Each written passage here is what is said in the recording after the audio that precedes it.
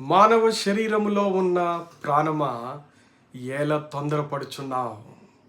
ఎలా కృంగిపోతున్నావు? ఎందుకు భయపడుతున్నావు?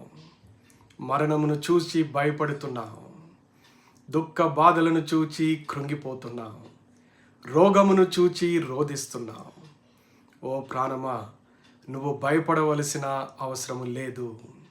దుఃఖించవలసిన అవసరము అంతకన్నా లేదు. నీ రక్షకుడు ప్రభుని యేసు క్రీస్తు వారిని తెలుసుకో. ఆయనను సన్నుతించు, ఆయనను స్తుతించు. నిన్ను సృష్టించిన వానిని ఆరాధించు. నిన్ను సృష్టించిన వాని యందు విశ్వాసముంచుము. అంత్య దినమున నిన్ను జ్ఞాపకం చేసుకుంటాడు. ఏ ప్రాణమైతే ఈ లోకాన్ని విడుస్తుందో ఆ ప్రాణమును తిరిగి తన యొద్దకు పిలుచుకునే ఆ గొప్ప రక్షకుడుండగా ఆయన యందు నిరీక్షణ ఉంచుము. ఆయన కొరకు ఎదురు చూడుము. నీకు మరణము లేదు.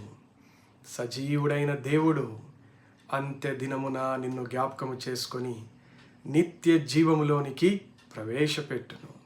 ఓ నా ప్రాణమా, ఆయనను సన్నుతించుము. ఆయన నామమును ఎల్లవేళలా స్తుతించుము.